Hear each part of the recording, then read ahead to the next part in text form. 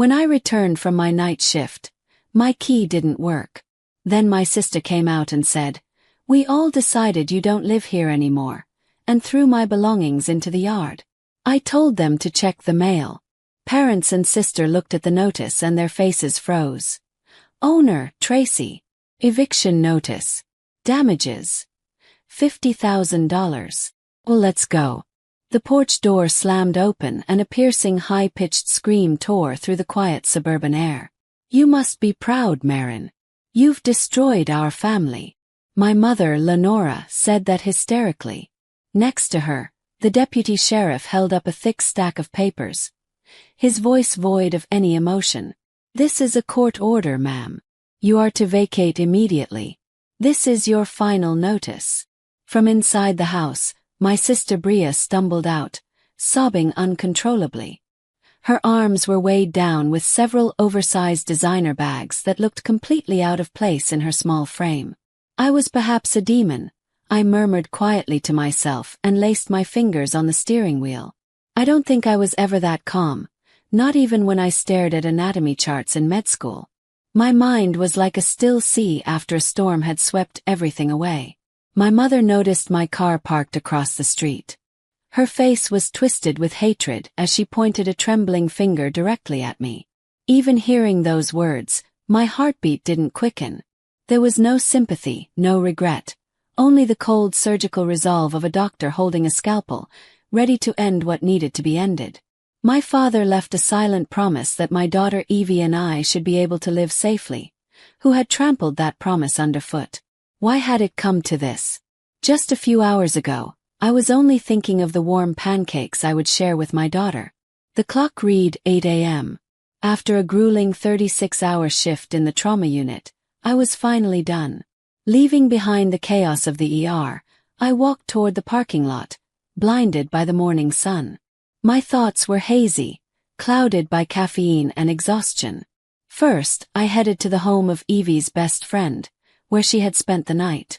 She had been counting down the days, excited for the weekend sleepover. When I rang the doorbell, Evie appeared in her pajamas, rubbing her sleepy eyes as she ran toward me. "Mom, you're home." "I'm back, Evie. Did you have fun?" "Yes, so much fun." Her bright smile thawed my stiffened heart just a little. I buckled Evie into the passenger seat, and we drove along familiar streets. "You must be hungry. Once we get home, I'll make you warm pancakes." "Yay. Can I put lots of syrup on them?" "Of course." With such ordinary yet precious conversation, we headed home. Parking in front of the porch, Evie and I walked toward the front door. I shed my heavy scrubs and enjoyed a warm breakfast with my daughter. That was all that mattered. But when I was at work one day, that ordinary morning came to a sudden end at that very door. I received an unbelievable phone call from Evie. Mom, the door, it won't open." "Won't open? What do you mean?" "I don't know. The key won't go in." "Mom, maybe someone changed the locks."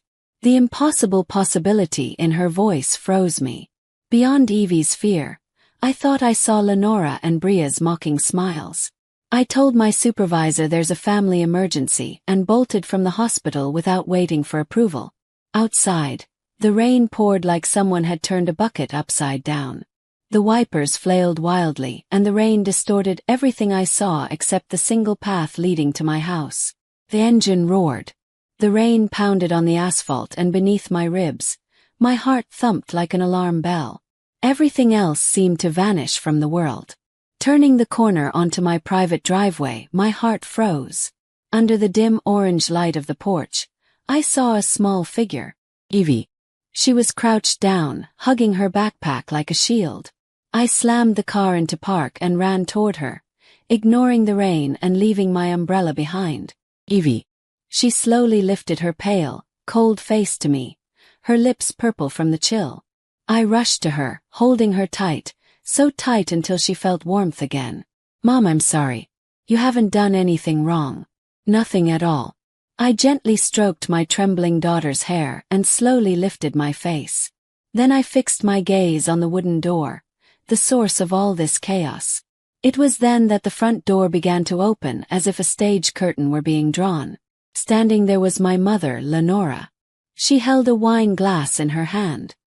Her expression gave away not a hint of concern for her soaked daughter and granddaughter. Only a cold, sharp irritation, the kind reserved for unwelcome guests. "You changed the locks," I said, my voice flat in a way that even surprised me. Lenora let out an exaggerated sigh. "Yes, I changed them. I thought it was finally time for some peace and quiet." Behind her, my sister Bria peeked out, eyes sparkling with curiosity and barely concealed superiority. "What do you think you're doing?" "Doing exactly what I said, Marin." Lenora sipped her wine and then, as if declining a restaurant reservation, added casually, "Bria and I decided that you two won't be living here anymore." For a moment the world went silent. Lenora's words stabbed at my eardrums like a cold knife, paralyzing my thoughts. I could hear Evie holding her breath beside me. Bria showed the tiniest flicker of guilt, but her eyes were laughing. Normally maybe I would have screamed. Maybe I would have cried and pounded on the door. But what flared inside me was not a raging fire. It was colder, harder, a block of ice at absolute zero. I studied Lenora and Bria's faces quietly, weighing them like a doctor examining a patient's chart. Then I slowly said, "I see." Those few words were nothing like the reaction they expected. Lenora's brow furrowed in suspicion. "What did you say?" "You heard me." I said no more, placing my hand over Evie's small one. Then turning my back on them, I began walking slowly through the rain, step by step, feeling the weight of their bewildered gaze on my back. Back at the car, I helped Evie into the passenger seat, cranked the heat to maximum and settled in. "Mom, what are we going to do now?" I met my daughter's worried eyes with the calmest smile I could manage. "It's okay, Evie. Everything will be fine. First, let's find somewhere warm so you can take a bath." I started the car, watching our home disappear into the rain-soaked darkness in the rearview mirror. That house was no longer a safe place. We headed for the airport, and then we prepared to leave for Avalon Bay.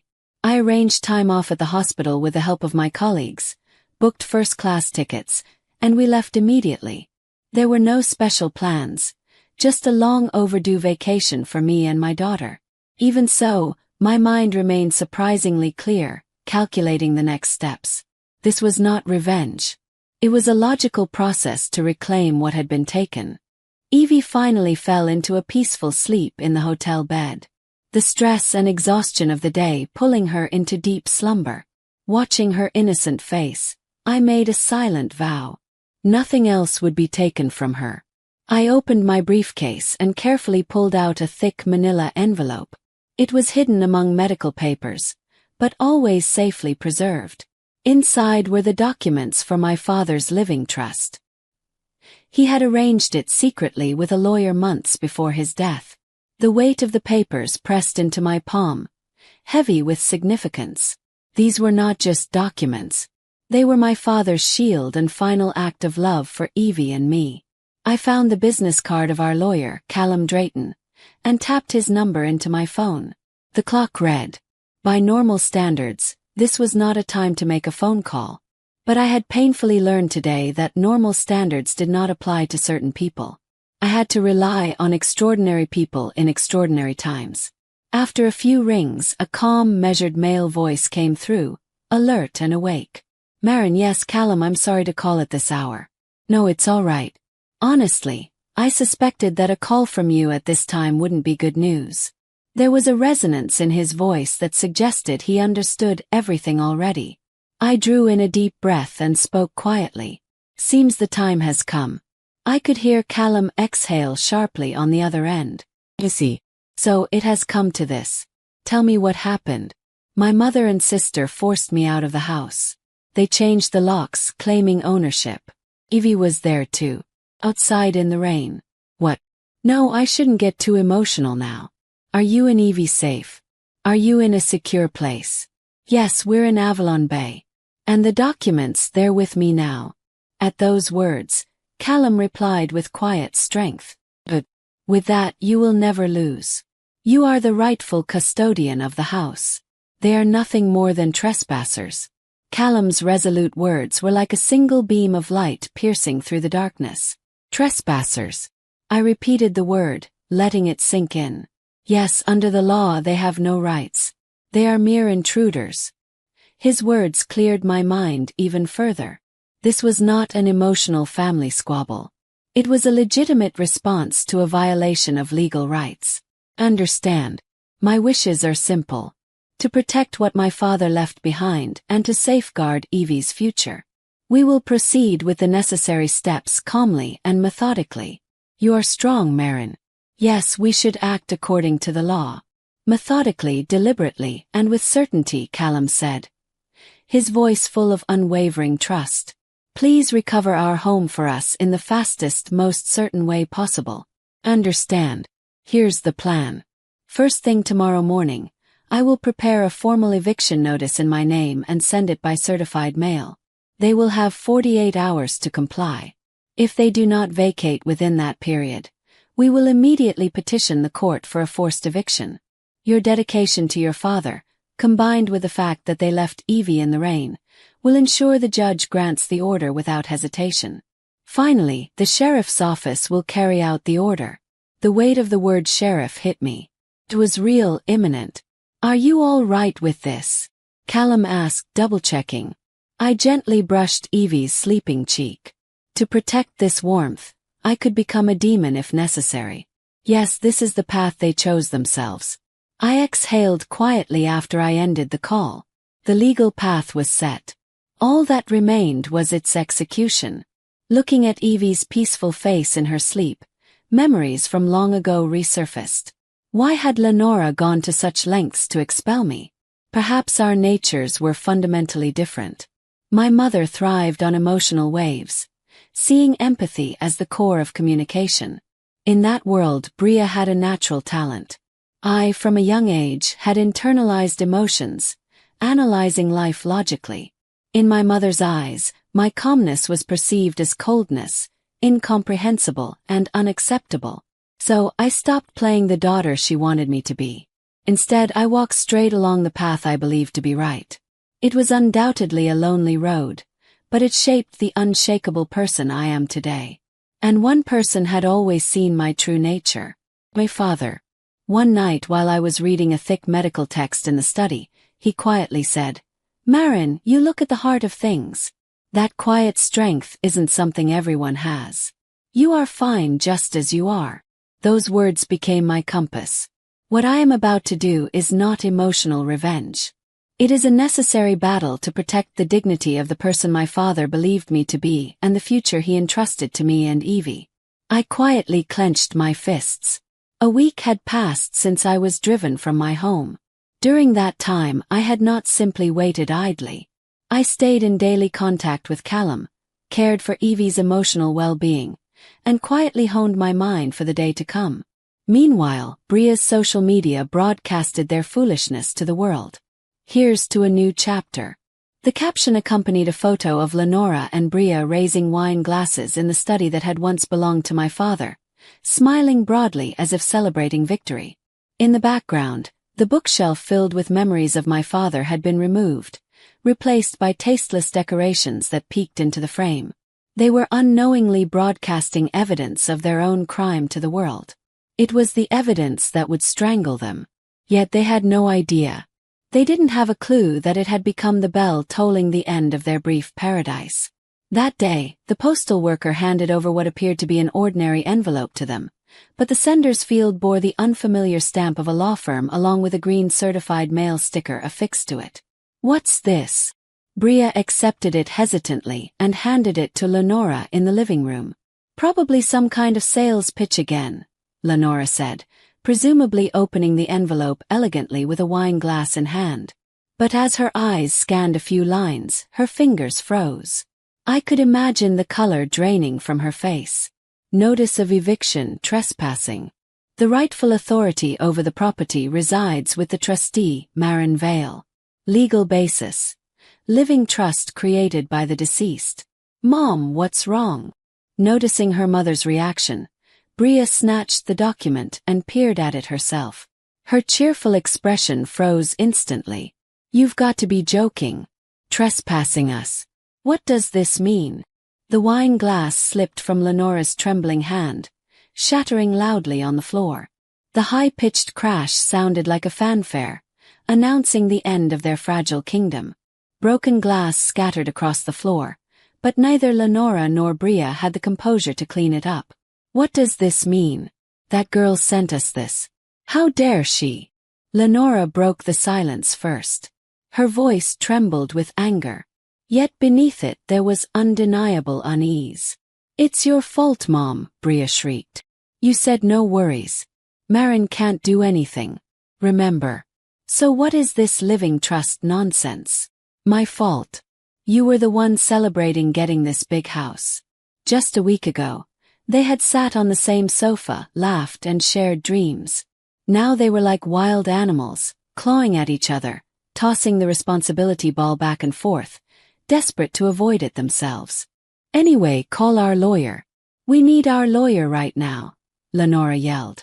Bria hurriedly grabbed her smartphone to call a small family-run law firm.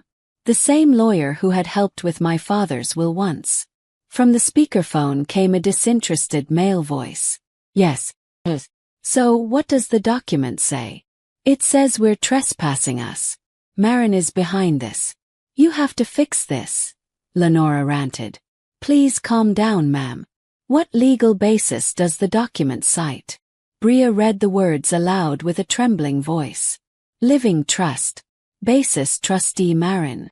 On the other end I could hear the lawyer exhale deeply, the weight of it evident. A living trust and the trustee is Marin.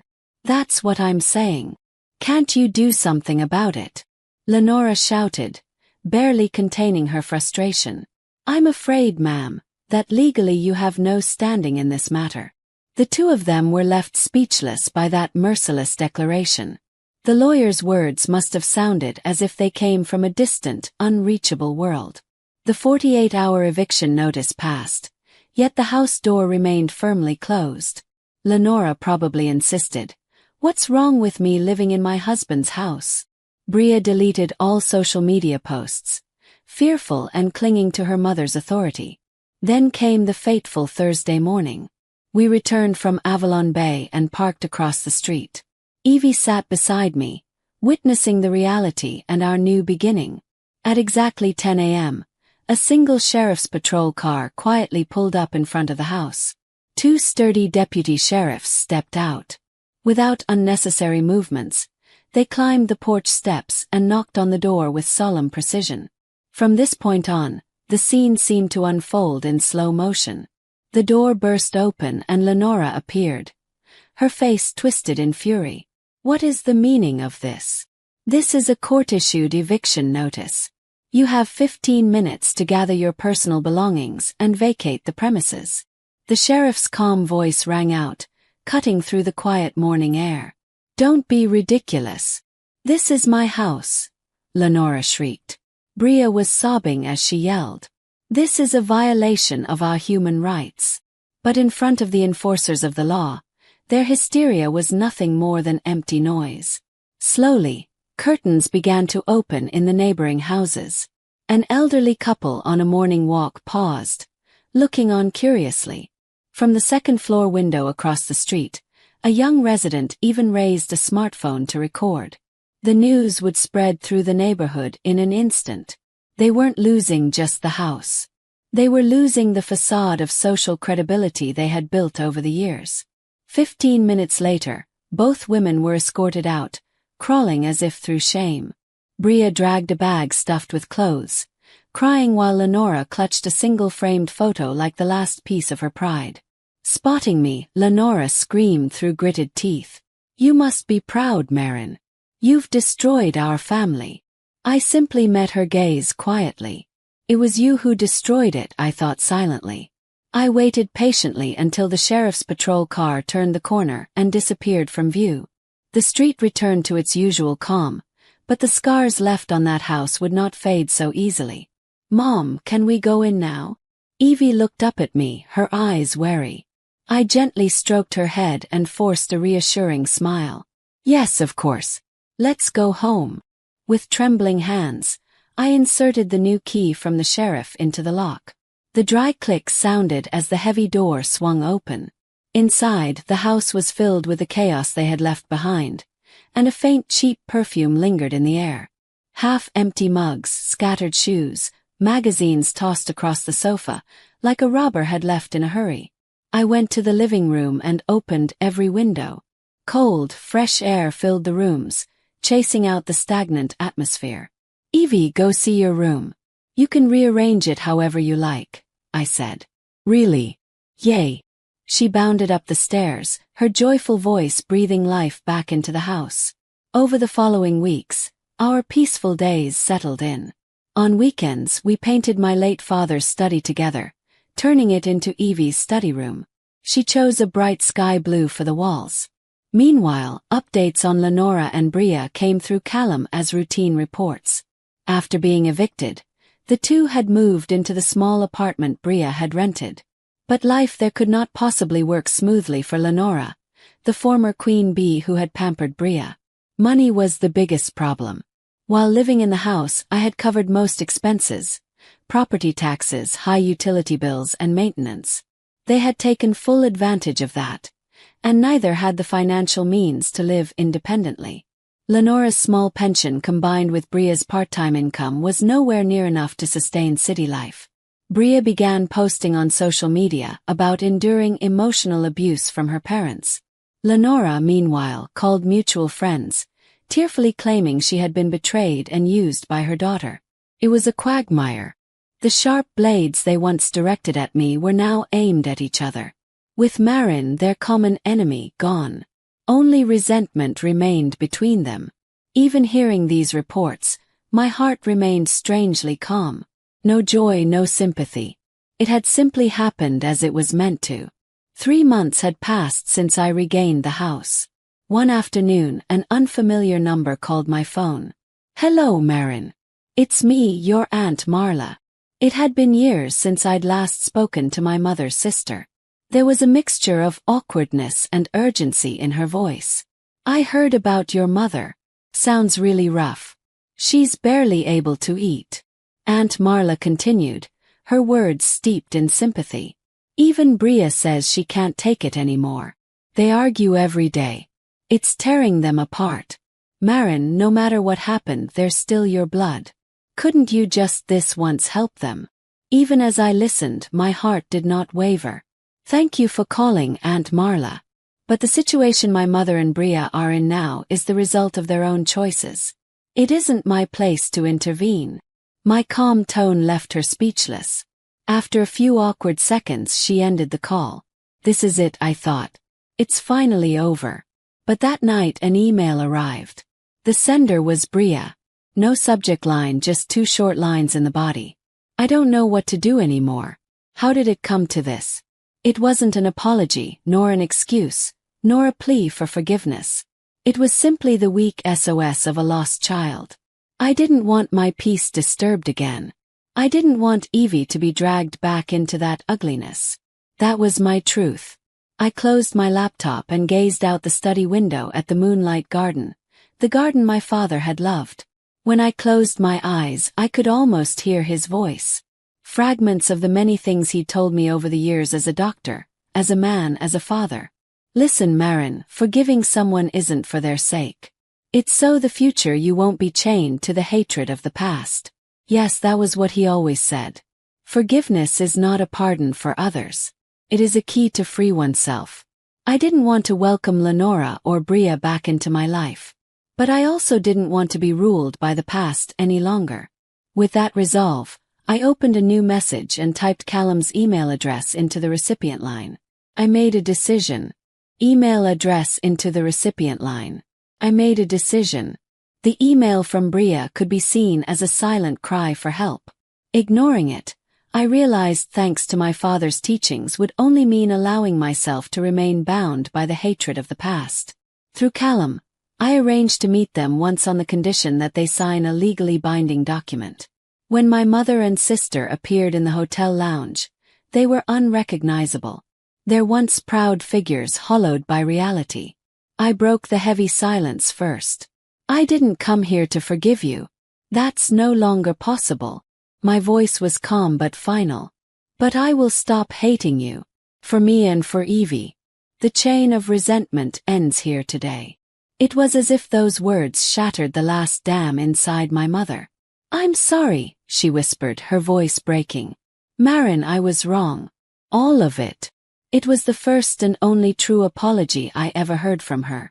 I accepted it silently, then placed a single file on the table. In here are contact numbers for social services and counselors. This is the last and only help I can offer. No money, just a small map to keep them from total isolation. We exchanged no further words. We stood, turned, and never looked back. Half a year later, spring sunlight poured into our garden. Evie and I, covered in dirt, were planting colorful flower seeds together. Mom, look, new sprouts. Her bright voice rang through the peaceful air. This house, my father's legacy, has been our promised home. Here we would live, not to nurture hatred but to grow hope. As I looked up at the wide, clear blue sky, I made that silent vow to my father and to